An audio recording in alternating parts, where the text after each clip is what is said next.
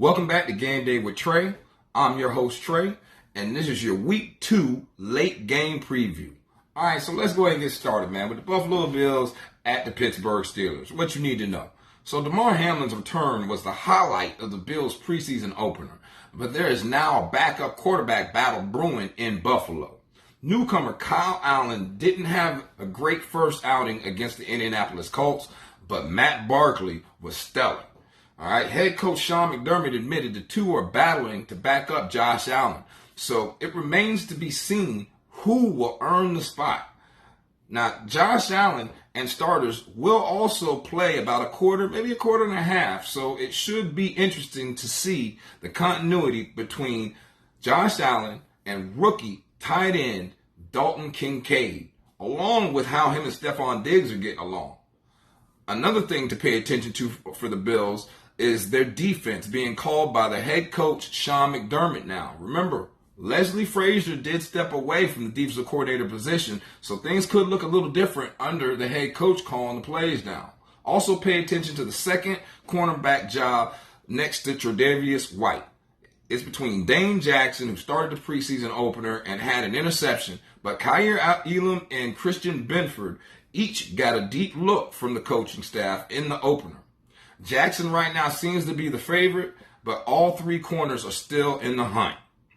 Now, what you need to know about the Steelers is the Steelers will continue to examine the development of first-round pick Broderick Jones, as he is yet to be named the starting left tackle, which is held by Dan Moore Jr. Jones played 78% of the offensive snaps in the team's preseason opener, the most of any offensive player, but he still didn't get to start. If Jones starts, he could get some reps with quarterback Kenny Pickett, which could be pivotal to making him earn that starting position. Pickett was fun to watch last week in the season opener. He finished with 6 of 7 for 70 yards and a touchdown in his lone series, capped with a 33-yard touchdown pass to George Pickens, man. And it was beautiful. Now, you can expect to see more playing time from their starters in this game. The line is Bills minus 120, Steelers plus 100. That's the money line. Your spread is the Steelers plus 1, and the over-under right now is set at 38.5. So what about the Chicago Bears versus the Indianapolis Colts and what you need to know? The Bears offense looked on fire last week as Justin Fields had one of the best days of any quarterback during the preseason while seeing how dangerous weapons like DJ Moore and Khalil Herbert can be. The starter unit likely will get some more playing time this week, looking to build some more momentum heading into the regular season. Now, the joint practices with the Colts will likely take away some of that starting time for those starters, but how is it going to shake out at the running back rotation right now? I mean, because Khalil Herbert appears to be the clear number one over Deontay Foreman out of Florida State, who signed with the Bears to replace David Montgomery. Another question is, how far along is Justin Fields in his development? And how is DJ Moore doing adjusting to the Luke Getsy offense? This is a new offense for him. Only time will tell. Now, this will be the Colts' first game since naming rookie quarterback Anthony Richardson the starting quarterback for the season. He had a decent game last week against the Bills, all right, showing off his elusiveness, but he made some simple mistakes. If he doesn't catch on to reading NFL defenses soon, it could be a long season for the Colts fans, especially if they can't properly support him in the running game. Richardson must get on the same page with his wide receivers, man, and his tight end. Although he might not play much this game, this will be another chance for him to get accustomed to the NFL before he starts the regular season opener against the Jaguars. And that's why I believe he honestly needs to play a little bit more. Now, Alec Pierce could have made his preseason debut better if he could have hauled in that perfect throw from Richardson that would have been a dime, man, for a touchdown last week. But the Colts need to step up and become more consistent with their wide receivers, and they need to find out who's going to start. All right, now the line is the Colts minus 4.5. The over-under is 37.5. Money line is Bears plus 175, and the Colts are minus 210. Let's talk about the Bucs versus the Jets. All right, so what you need to know is Baker Mayfield gave himself a great audition for the starting quarterback job last week against the Steelers. And this week, it will be Kyle Trask's turn to get his chance. Trask is expected to start, all right, on Saturday, and will need to match Mayfield's performance if he wants a shot to be the Week 1 starter for the Tampa Bay Buccaneers. Mayfield appears to have the edge right now. This could be a make or break moment for Kyle Trask in this competition, so he's really got to come out and show out. Another player to watch with the Tampa Bay Buccaneers is rookie receiver Trey Palmer, who had great joint practices against Sauce Gardner and will be looking to be another option with Russell Gage out for the season. Also be on the lookout for Devin Tompkins. And don't forget about Cannon Geiger, too. They're both wild cards out there to round out the wide receiving core for the Tampa Bay Buccaneers. Now let's talk about the Jets defensive line. The Jets defensive line made a great debut last week for themselves and a horrible debut for Bryce Young. All right, facing another team with a shaky quarterback room this week, the Jets might put out another dominant effort that can put a scare into the AFC. And if you've been watching Hard Knocks, this will also be time to watch the offensive line after head coach Robert Saleh ripped them a new one. All right, I mean, he tore them apart. And is Dalvin Cook going to even see some action? Now, the Jets line is -3.5. The over-under is 37, and the money line is Bucks plus 143, Jets minus 170. Now, let's talk about the Patriots versus the Packers. What you need to know about the Patriots is Patriots fans will be eager to see if newly signed running back Ezekiel Elliott will suit up to play against the Packers. He was very limited in his first practice Wednesday, but if he gets up to speed, he could see some snaps. Now, there's a financial reason why I believe that he will be the number 2 behind Stevenson this week or this year. So where does Pierre Strong fall in the running back rotation? The Patriots will also be working toward developing a young offensive line with some starters out with injuries. Now, Jordan Love looked good in his first game of the season, but he still needs some work on his deep passes, especially that biscuit in the basket he missed to the tight end. All right, the Packers fans are used to seeing a quarterback who is going to take a little chances and is going to find success doing that. Last week, the backup quarterback, Clifford, came in, did that. He threw 2 interceptions, but he threw for over 190 yards in the first half.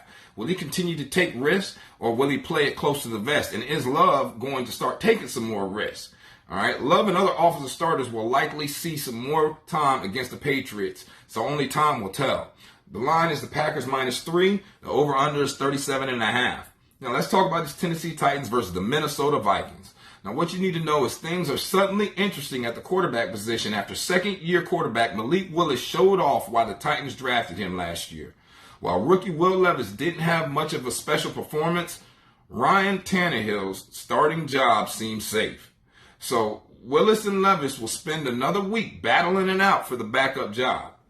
Tennessee will also be looking for any standout wide receivers after Treylon Burks was injured. Let's talk about them Vikings for a second, though. The Vikings' second-year quarterback Andrew Booth Jr. had a forgettable performance against Seattle in the preseason opener and will need to bounce back if he wants to stay in the mix for significant playing time this season. Jordan Addison will also not be in action today after coach Kevin O'Connell has said the first-round receiver is in concussion protocol. The interest in Kareem Hunt shouldn't be surprising given their lack of depth right now behind Alexander Madison. Now that Ngongwe has an undisclosed injury and Ty Chandler has just was so-so in his opener, 11 rushes for 41 yards, adding 4 catches for 29 yards. So he'll get an extended look this week, but if he doesn't show up and show out, they could be looking to try to sign somebody else and sign another running back, which could really help them. The line is the Vikings +2.5. The over-under is 38.5. It's Titans -30 and the Vikings +130. Let's talk about the Broncos versus San Francisco 49ers. All right, new Broncos head coach Sean Payton has been adamant about playing his starters in the preseason, but Saturday will be the first time he gets to see running back Javonte Williams in game action. Now, Williams had a season-ending knee injury last year in week 4. All right, Peyton said he will be getting some snaps in. And also, don't forget, the tight end battle in Denver is intriguing. Adam Trautman is number 1 over Greg Dulcich, who was expected to take the starting job heading into year 2, man. Trautman is a better blocker than Dulcich, and he's more versatile, even though Dulcich is a way better pass catcher. But it looks like right now Denver is trying to lean towards Trautman being that week 1 starter. The backup battle most people are paying attention to in the NFL is San Francisco Trey Lance versus the field. Now, it didn't look good against the Raiders, while the newcomer Sam Darnold looked more comfortable. Head coach Kyle Shanahan said the plan is for Darnold to start and play a majority of the first half before Lance takes over. It'll be crucial, super crucial, for Lance if the number 3 pick in the 2021 NFL draft wants to stay out of the 3rd string spot. And if he's in the 3rd string spot, he might be getting traded or cut. Now, the line is San Francisco plus 3.5. Over under is 40. Money line is Denver minus 178 and San Francisco plus 140. Let's talk about the Rams. Now, not the Rams, I'm sorry. The Raiders, you guys. The Raiders' Tyree Wilson finally came back from his foot injury that he suffered while he was at Texas Tech.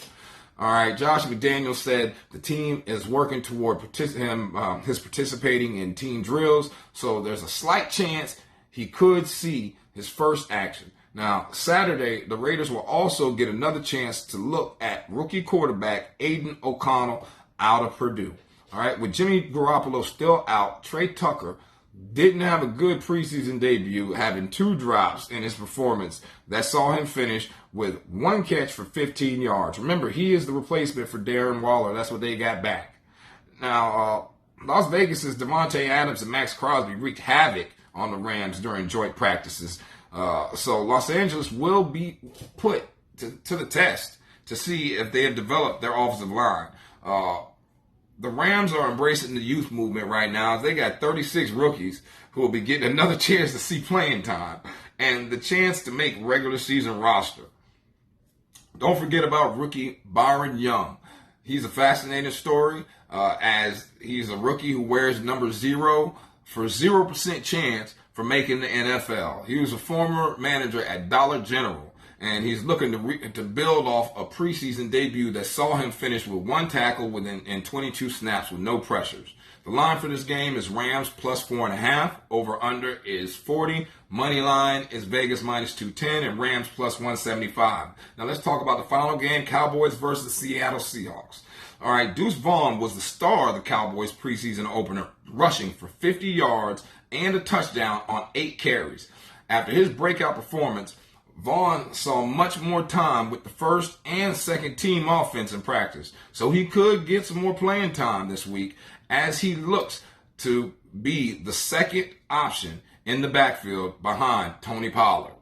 All right, now, by the way, Jake Ferguson also looks to be the number 1 tight end in Dallas as the rookie had an impressive debut. He caught all 3 targets for 38 yards, including a 26-yard highlight reel snag from Cooper Rush in last week's game. Now, Drew Lock looked like a solid backup option for Seattle after putting on a spectacular touchdown performance last week. A receiver is also making the case to make the roster as undrafted rookie Jake Bobo out of Florida State caught one of Locke's touchdown passes and had one of the best receiving performances of the week.